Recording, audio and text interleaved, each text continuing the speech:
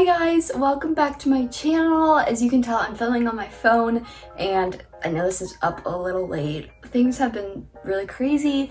My camera is like right here, but it is being weird and not working. This thing comes up that says error 20 and now it's like not even turning on. So I don't know what it means, but I'm gonna have to take it in at some point to see if I can fix it, or I'm just gonna have to Google it.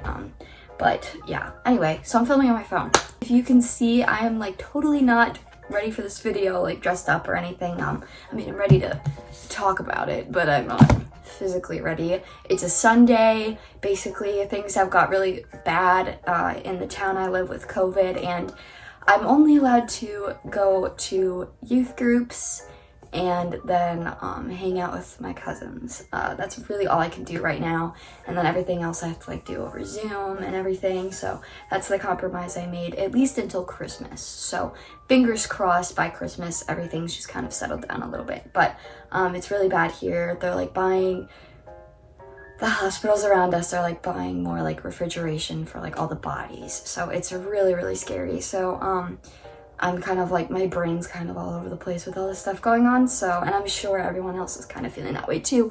So I want to make this video because everything's just kind of weighing on me at this moment, like literally right now as I'm talking to you guys. And so I was like, I can't push back this video any longer. I just want to talk about something positive. So we're going to move into that right now. And I didn't think I was going to be able to cover both Numbers and Deuteronomy in the same video until I read Deuteronomy. And then I was like, oh, okay, I can do this. So we're gonna start off with Numbers. So Numbers was written by Moses. It is the fourth book in the Bible, the fourth book in the Torah, obviously. And this one is really kind of cool because it's about the journey of the Israelites moving into the Promised Land. Now, they could have got to the Promised Land in 2.5 weeks, 3 weeks. But because of some things that they decided to do, it took them 40 years, and most of them did not even get to see the Promised Land. And unfortunately, because of that, they broke their covenant with God and basically were not able to enter as God had already told them, but still they rebelled because, you know, sins on earth, and didn't really lead them much of anywhere. We're gonna start off with the beginning. I got my handy dandy notebook here that's got dirt all over it because I travel with this a lot. So basically right at the start, they start kind of counting, and that's why it's called Numbers, is because throughout the book, you're gonna see a lot of like the counting of the Israelites. So at the beginning, we see that we've got the Levites, who's the tribe of Levi, if you guys remember way before when we talked about all the brothers and everything. The 12 tribes came from those brothers, you know, Joseph, Levi, Reuben, blah, blah, blah, blah, Judah, all those people, from way before. So basically, the Levites stay, they're not traveling, they're going to protect the tabernacle, that's their goal. Then at the east, we've got Judah, the tribe of Judah, who's the first to set out. Then we've got the south, which is Reuben, they're second to set out. Then the Levites set out for the tabernacle. Then at the west, and by the way, this is like surrounding the, you know what I'm talking about. At the west, we've got the tribe of Ephraim. They are the third to set out. And then in the north, we've got the tribe of Dan, and they're the fourth to set out. So basically, the Levites are given this like duty from the Lord, and this is like their purpose. They're here to protect, and the Lord actually calls them his, which is, I think, really powerful, because I really loved, like, I would love to be called like his, like, and we are called his, but it's just so cool to hear that. Then basically all this stuff goes on. I literally wrote lots of counting, lol. And they start talking about confession and offering, and we still see this kind of here today. You don't necessarily, as a Christian, we don't do like confession, like with like a, where you're behind something. I think Catholic churches do that. We just put our straight to God. Whatever you believe, just personally, that's what I do. And then what I thought was really cool right here is the blessing, which is Aaron's blessing. If you guys have ever heard the song, The Blessing. It's by Elevation Worship, Cody Carnes and Carrie Job. So good, guys. Go listen to it. But they basically like take like most of their, like the main point of their song from that blessing, which is, the Lord bless you and keep you, make his face shine upon you and be gracious to you. The Lord turn his face towards you and give you peace. And that's super comforting. And basically this is in Numbers, one of my favorite little verses there, because it just is so great. But basically throughout this whole entire journey, this is kind of all some key points that happen before they set out. So after they leave, you see the Israelites are just not listening. They're not having any of this. They constantly are doubting God and turning away and doing their own thing. We even see at some point that spies are sent out to the land of the promised land, and they come into it, and only 2 return and want to go. The other 10 are afraid. And that was just like, when I read that, I was like, what? They came back and they were like, oh, it's flowing with milk and honey, but no, we're scared. It's like, literally, God was with you this whole time. You saw him. He came, and there was a cloud during the daytime. That was him protecting them. And then there was that pillar of fire at night so they could see. And just like, how could you not want to go? So these Israelites kept rebelling all the time. They were just like, nope, nope, nope, nope, not going. One by one, they just all started to go their own way. Some died because of this. So we even see like the earth swallow these people up. It's Korah's rebellion. So basically, God literally told them, like, if you don't listen to me, the ground is going to split apart and you're going to be swallowed up. Like, do you really want to go this way? And he's like, whatever, I don't believe it. So God split the ground, amazed all these people who are watching. And still after this, after we see this happen, people keep rebelling and not listening to God. They still are like, no, I'm not so sure. I don't think he's real. Or they just choose another leader. At some point, they even like wanted to choose another leader, and they were going to stone Moses and Aaron. Like, this whole time, they have been so faithful. And even though it got so hard, like Moses said, like, why me? How do you expect me to do all of this? And God's like, I am with you. I'm with you. Like, the whole time, God's like, I'm going to help you. I'm going to help you. And he did. He stayed with Moses and Aaron the whole time through this journey. But the people, of course, like, at the end of the day, God's going to let us make our own decisions. And he's not going to, like, say, like, I like that decision. But he's going to let us do it, because he's not this, like, mean guy that's going to, like, if you like, you can't make your own decisions, like, you have no control over your life. That's not true. God is going to let you make your own decisions, but he doesn't like a lot of the decisions we make. Unfortunately, that's just a part of life. But fortunately, we have a God who's very forgiving. But during this time, we see people just leaving and leaving and leaving and leaving. And Moses is like, the brain's probably exploding at this point. I don't think I could be Moses. I could never have that much patience. I would just leave. I would just be like, you know what? Never mind. Bye. Like, it just would not work for me. So basically, up until this point, where it keeps going with all the people rebelling, but there's still like laws being like said during this book as well, like purification and offering and things like that. But then we see that, like, through this whole entire book, even though the people kept rebelling, God still keeps his promise. He's not like, never mind, like, you guys were my chosen people, but yeah, never mind, I'm gonna find someone else. I'm gonna find another group. You guys can just do whatever you want. He's not gonna do that. He's like, okay, I'm gonna keep my promise. And we see all the way back in Genesis where he promises Abraham the same thing. He says, he promises that the 4th generation will enter the promised land. So you might be like, wait a minute, the 4th generation? Wait a second. And that is where Deuteronomy is going to come in. So we'll get there in a second. I'm just kind of summing a little bit of this up for you guys, and then read this on your own because it's really powerful. I never thought that, like, I would learn this much from the Torah, because it's kind of like the old covenant, and then we have the new covenant where Jesus comes in and basically gives us this whole new way. And that's why people despise him so much, is because they were used to this old covenant this way before, and they're like, you can't come in here and tell me how to live my life. Like, I was already told by God, so what are you doing? And a lot of people didn't believe he was the Messiah because of that. And obviously, you know, he died and was basically put on a cross because not everyone, but a lot of people just didn't like him. They just said, nope, don't believe this guy. He's a fraud. He's not real. Don't listen to anything he says. We're going to kill him. And that's basically what happened with Jesus. And then we see him rise 3 days later and everyone's like, wait, what? And people are blown away. So the coolest story ever. And I'm so excited whenever we're going to jump and get into that part, which is a lot later in life, probably in 2021. But this is where we're at right now. We got to start from the beginning of the story and go all the way to the end and then put it into modern day context. Then there's Edom, where they get to Edom and they're like, in the nicest way possible, they put like, we're from Egypt, we'll go through your land peacefully, we're not going to do anything here, and we just want to get to our promised land. And Edom's like,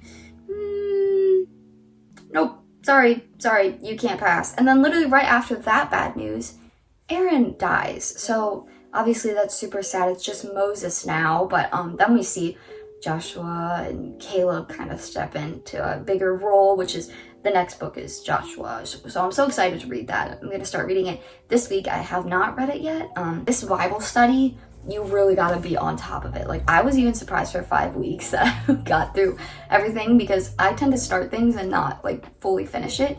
And so I honestly thought I was gonna do like 2 books and then be like, I'll read next week. But things just got really hard. So I'm gonna read Joshua this week, and I'm really excited to kind of start jumping in to that and then like get to the prophets and everything. It's gonna be so cool. So yeah, after Aaron dies, then there's this bronze serpent which these people make, and Moses, instead of being like, oh my gosh, again, I'm done, he prays for them. He says like, please, these people, like, please forgive their sins, and the Lord does just that. Moses actually prayed for them, and I thought that was so amazing. And then you keep going, there's King Sihon, he gets defeated by Israel, which is amazing. And there's King Og, I think it's Og, and then the Israelites win, they get his land, and it's like, yay, happy times. And also a lot in these books, by the way, you're gonna hear like, they left no survivors, they are completely destroyed. That is not, it's more of a hyperbole. And what I mean by that, I'm gonna link a video below.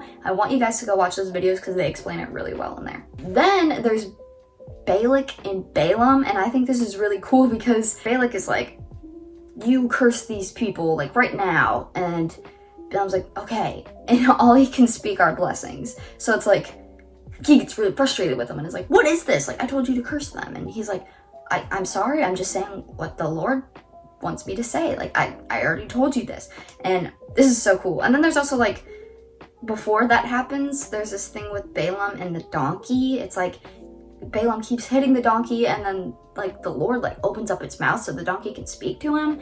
It's like so crazy, but it's also really awesome because that's kind of like Balaam's like moment where he's like, oh, okay, but he's like in this road, and then there's this angel, and that's kind of why he starts speaking all these blessings. And it's really, really interesting. So yeah, go read those oracles from Balaam, because those are so powerful, and you can just, like, every single time I would just be like, oh, they're gonna get so mad. All right, then they finally get there 40 years later, and they count again the census for the new generation. Obviously, it's a lot less than before because people rebelled and went their own way, but people made it. People made it, and they were probably so excited. And it's this new generation, and that's where we get into Deuteronomy.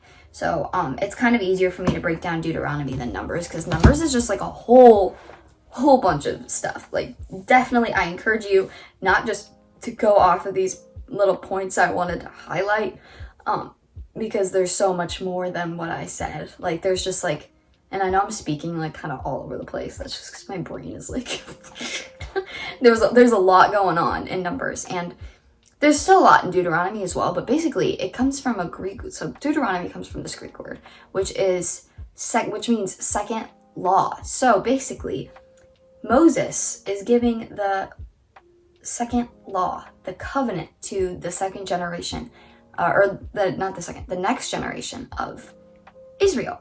So then that goes all the way back to Genesis, where God gives Abraham that promise and we see it coming to life. So we see God's promises never failing already at the very, very beginning of the Bible. Nothing's failed yet. So I'm gonna go ahead to my notes.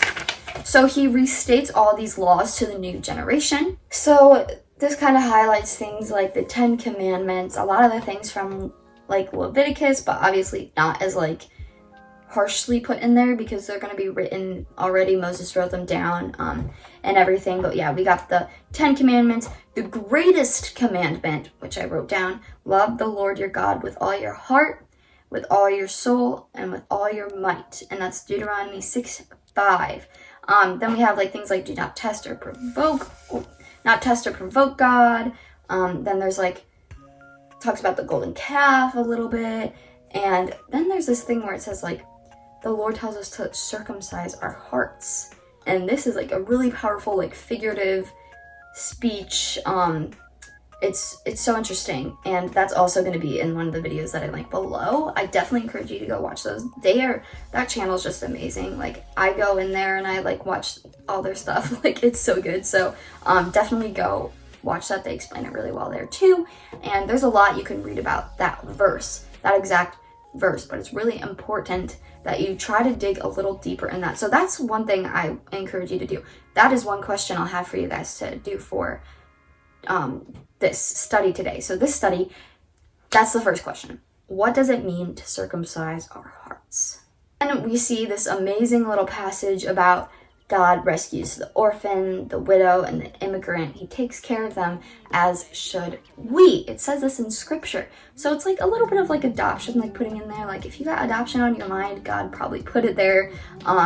If your neighbor or someone you know has just lost their husband or wife, their spouse, go take care of them, go help them out. If there's people coming in from a different country or even just like a different city, like moving somewhere and they're new and they don't really know the area, help them out. Do anything you can to show them God's love, because that's what we're called to do. We're called to do basically just love other people and not judge. That's up to God. That's not up to us. So the most hypocritical thing you can do, at least I think, is judge other people. We really don't have a place for that. That is God's. That's God's. He can do that. We don't have a place to do that. At least that's what I believe. Just love everyone and don't question anything that God says for us to do. Basically, this whole thing is like, God is like a father. He's going to punish his children. So he's grace, like he's great. He's gracious and merciful, but we do, like, whenever we disobey and go a separate way, like, we need to be disciplined for those things. And God does it in a way that lets us know that he is just and he is righteous, and we need to obey him and listen to him and follow him, because he is going to show us the best life we can get, we can grab. And that's what Moses is trying to tell us. It's a generation of the Israelites who are entering the promised land. They're like, do all these things and you are going to have an amazing life. It is going to be well with your soul and all these things. So it's just filling their brains and leading them up to this awesome moment where they get to enter this land. Unfortunately, we see Moses not being able to enter the promised land. At least here we see that he does not enter the promised land because at some point there's something he did. I think it was when he struck the rock. He did that without God's consent, basically, and it wasn't for God's greater glory. I'm pretty sure that's what it was. If I have it wrong, comment down below, but I'm pretty sure that's what it was. But Moses his purpose was pretty much fulfilled, and at the end of at the end of Deuteronomy, we see him pass away. And it's kind of awkward because the second generation's kind of waiting for Moses to die before they can enter the promised land. So Moses gives his last speech, and then he's just all right, I'm gonna go up into this mountain and die, basically. So it's kind of awkward. But then we see this man named Joshua who's about to do some awesome things. He's about to lead these people, this new generation. God basically appoints him for this. It was this is all you, man. Like, go ahead, this is you. And so Joshua then steps into the picture, and that is the next book, the book of Joshua, which I'm so excited to listen about, like about Rahab and Jericho and all those things. I can't wait to read. One question I have for you guys that kind of traces back to the book of Numbers is, have you ever failed to obey something that God commanded you to do, like God's plan for you? And in return of that happening, what was the end result? Has God ever basically given you a promised land and you just decided, I want to go this way instead? Has that ever happened to you? And if so, what was the end result? Feel free to comment your answers and stuff, and I'll try to get back to you. Or just do this in a notebook, just answer it out loud, whatever you feel. And then looking at both of these two generations of the first, the very at the beginning of Numbers, all the way to the end of Deuteronomy, those two separate generations, Israelites, second generation of Israelites, their children. Which one do you associate with most? Are you more of like being stuck in like ritualistic ways and just basically following the traditions of like your parents and your parents' parents and your parents' parents' parents? Or are you allowing God to step in and move miraculously in your life and roll with the punches, different changes? Which one are you more like?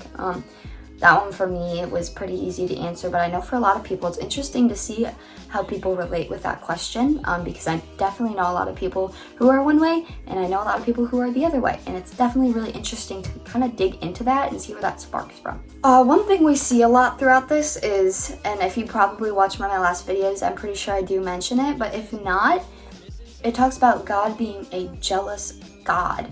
What do you think that means? Be very careful when you listen to that, because it's not a bad trait, it's a good trait. Not jealousy, like in a human with that sin in the back of it. God has no sin. So it's this new way of jealousy. Think about that question and then answer it, and then feel free to like find it on the Bible Project or Google it and see what that means, but make sure you're looking for reliable sources. And then last question is, how has God blessed you for being obedient to his word? Think of one time you remember you so clearly heard the voice of God, or maybe you just like knew it was the right thing to do and you just had a good outcome from it. I definitely, like, that was a hard question for me to answer, because not because I couldn't think of a time, but because I really wanted to see, like, was this God's plan? And I'm like, oh yeah, wait a second, I think he had some good intention in this. This was directed by him. So answer those questions. I know this is like an all over the place study, because I wanted to just try and hit some key points from Numbers and then basically kind of just tell you about Deuteronomy. Go read those two books. It's a lot, but if you just read it and then kind of break down these questions, I think it'll be a little easier for you to understand. So I hope you enjoyed this video, and I will see you guys back as soon as I can for Joshua. Bye!